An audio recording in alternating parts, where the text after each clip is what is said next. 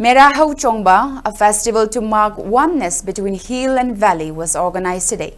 Titular King Leshemba Sana Jauba led leaders of various communities towards Kangla from the royal palace. Sana Konungen performed the Mera Wayungba ritual.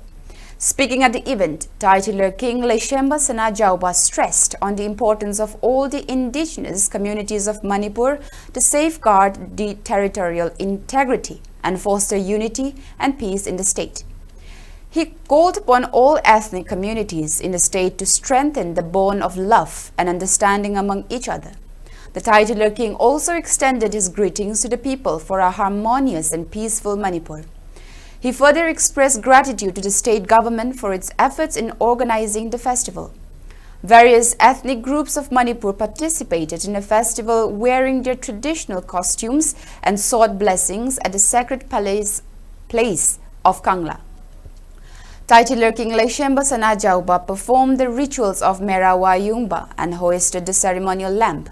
The festival also performed the rituals including Mera Mand and Yenkong Tamba by Kabui priests.